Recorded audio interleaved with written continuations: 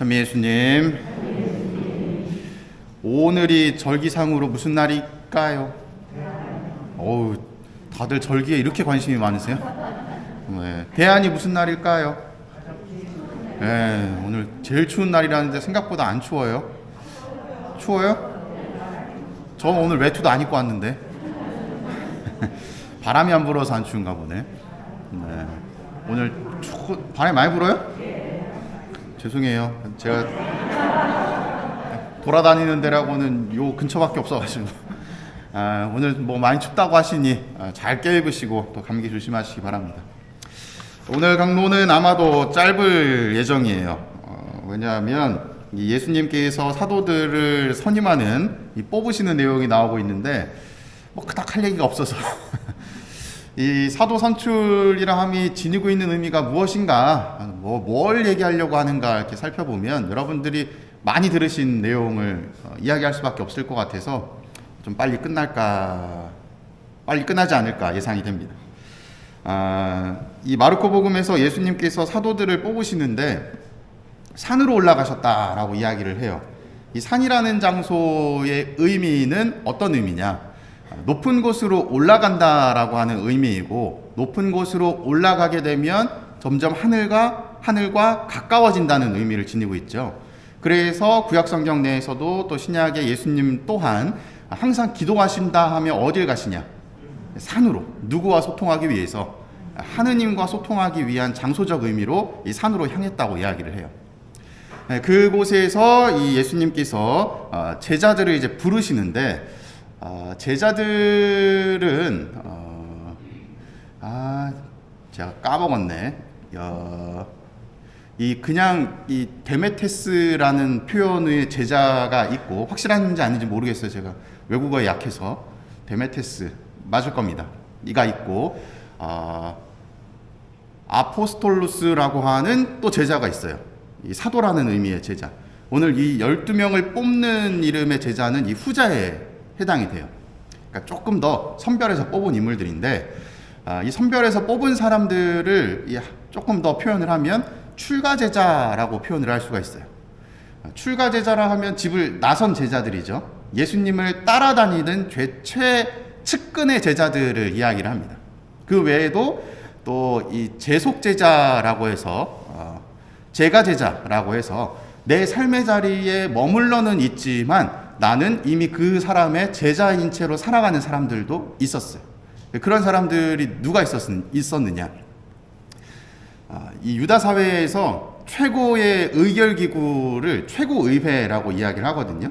사네드린이라고 이야기를 해요. 거기에 속해 있는 사람도 아리마테아 사람 요셉 아시죠?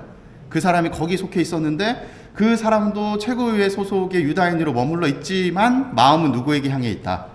예수님에게로 향해 있었고, 또 이 바리사이 중에 또 이 유력 인사였던 니코데모라고 하는 사람이 있는데 그 사람도 바리사이의 자리에 머물러 있지만 마음은 누구에게 향해 있다? 예수님에게. 그리고 뭐 그 외에도 수많은 제자들이 자기 삶의 자리에 머물러 있지만 마음은 예수님에게로 향해 있는 그러한 이제 이 제가 제자들이 존재를 했습니다. 예수님께서 이 출가 제자인 오늘 12명의 사도를 뽑으시는데 그 뽑는 인물들을 보면 어떤 인물들을 뽑느냐? 뭐 대단한 사람들을 뽑았죠? 아니죠. 좀 보면 뭐 직업적인 것이 그 사람을 다 드러낸다라고 볼 수는 없겠지만 보면 뭐 베드로나 뭐 보아네르게스라고 이야기하는 야고보와 또 그의 동생 요한은 직업이 뭐였다고 이야기하죠? 어부였다고 이야기를 합니다. 직업이 어부였다라는 것은 그냥 일반 평민, 뭐 그보다도 못한 존재라고 비춰질 수가 있는 거죠. 근데 이 인물들이 중요한 이유가 또 무엇이냐면 갈릴레아에서 고기 잡던 사람들이잖아요. 예수님께서 이 갈릴레아 근처에서 이들을 뽑으시는데 가장 가까이 있었던 인물들이었던 거예요. 뭐 베드로나 제베데오나 사실은 다 알던 사람들이었던 겁니다. 그 사람들을 뽑았다라는 것이죠. 우리 주변에서 나에게 가까운 사람이 바로 예수님의 제자가 되는 거예요. 그러니까 무슨 얘기를 드리려고 하냐면 예수님의 가장 일반적인 일상적으로 만날 수 있는 사람, 쉽게 접할 수 있는 사람이 예수님의 제자가 될 수 있다는 겁니다. 그리고 뭐 일일이 다 뭐 설명은 못 드리겠지만 이 제자들 가운데 보면 또 뭐 세리였던 사람도 있죠. 그리고 또 열혈당원이었던 사람들도 있고 또 배신자도 있고 가만히 그 인물들의 내역을 쭉 살펴보면 면밀히 살펴보면 그닥 그렇게 훌륭한 사람들이 다들 아니에요. 심지어 제가 언급했던 세리 마테오, 열혈당원 시몬, 이 두 사람의 관계는 어떤 관계일까요? 세리는 유다인들에게 세금을 징수해서 누구에게 세금을 전달하는 인물이죠? 로마에다가 세금을 주는 인물이에요. 그러면 친로마적인 입장을 지닌 사람이겠죠. 열혈당원 시몬이라는 사람은 이 당원인데 열혈당원, 당의 그 특성이 무엇이냐면 로마를 싫어하는 특성을 지니고 있어요. 반로마파예요. 그러면 친로마와 반로마인 두 사람이 예수님의 제자들로 같이 있는 거죠. 그럼 싸움이 날까요? 안 날까요? 날 수밖에 없겠죠. 그런데도 불구하고 예수님은 이 두 인사를 같이 등용을 하시는 거예요. 왜일까요? 그들이 로마와 로마의 뭐 그 사이의 이념의 이권의 다툼이 중요한 게 아니었기 때문이에요. 모든 사람들을 다 모아드리겠다라고 하시는 하느님의 그 의도가, 예수 그리스도의 의도가 이 제자 선출에도 이미 담겨져 있는 겁니다. 심지어 자기 자신을 배신하고 죽이게 되는 이 유다 이스카리ot까지도 제자로 선임을 하시죠. 그 얘기는 뭐예요? 나를 멀리 하려고 하는 배신자까지도 내가 나의 제자로 품어주겠다. 내 밑으로 모든 사람들을 다 모이게 하겠다라는 의도가 여기에 깔려 있는 겁니다. 요걸 조금 우리가 사회적으로 한번 바라본다면 예수님이 기업의 오너라고 한번 생각을 해보세요. 회사의 오너예요. 내가 새로운 이 채용 공고를 내고 직원을 뽑아요.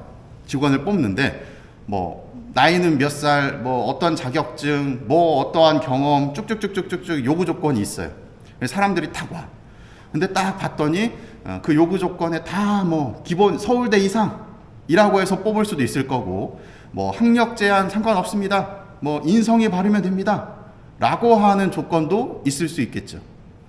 여러분들이 누군가를 뽑는다라고 하면 무슨 기준으로 이 직원을 뽑겠어요?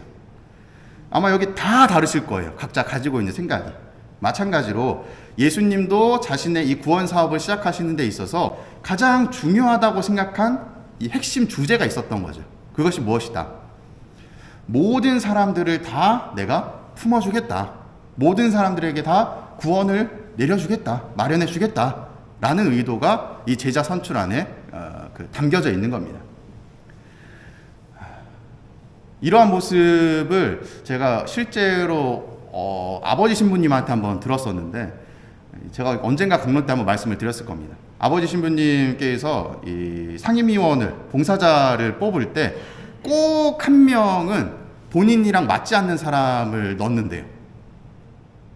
다 맞는 사람 넣으면 너무 좋은데 꼭 한 명은 나랑 좀 싸울 것 같은 사람을 넣는데요. 왜 그럴까요? 나 자신이 뭐 올바른 선택을 할 때도 있겠지만 때에 따라서는 잘못된 선택을 할 수도 있겠죠. 그럴 경우에 반대 의견을 낼 사람이 필요한 거예요. 내가 조금 더 경각심을 가질 만한 그런 말을 해줄 수 있는 사람. 그리고 너 좋고 나 좋아 다 좋아 하고 가다 보면 결국은 처음에 올바른 방향으로 갈 수 있겠지만 나중에는 조금 그 키가 다른 방향으로 향해 나갈 수도 있겠죠. 그럴 때 다시 올바른 궤도로 들어설 수 있도록 도와줄 사람, 그런 의미로 한 명 정도는 꼭 넣는다고 이야기를 하십니다. 그래서 제가 상임위원을 뽑을 때 저도 그런 것들을 막 염려하면서 뽑을까 했는데 마음처럼 쉽지가 않은 거죠. 저도 분명 뭐 봉사자를 선임할 때 저 나름의 의도가 있겠죠. 그리고 또 여러분들에게 어떤 봉사직이 맡으신 이후에 면담을 하면서도 뭔가를 특별히 이야기하는 분들도 있을 거예요. 제가 맨날 놀고 먹는 것 같지만 굉장히 큰 그림을 그리면서 살아가는 사람이기 때문에 우리 본당의 전반적인 분위기를 쇄신시키기 위해서 어떤 사람은 어느 자리에 넣어야 될까를 항상 고민하고 있습니다. 그 의도가 분명히 있다는 것이죠. 이걸 조금 더 이제 여러분들의 사회 안에서 한번 생각을 해보면 여러분들이 만나는 수많은 사람들, 그 사람들도 사실은 신앙생활을 하고 있는 사람이 아닐지라도 하느님의 구원 계획 안에 들어와 있는 사람이에요. 그 사람들도 각자의 역할이 있는 거예요.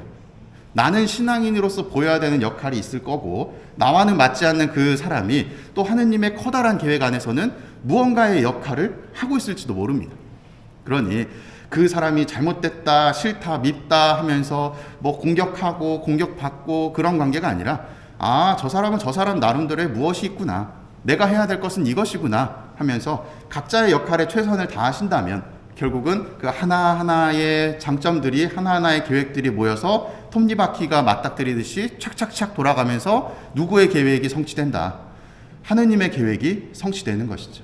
그것을 우리가 이제 하느님의 커다란 구원 경륜이다라고 이야기하는 것 같아요.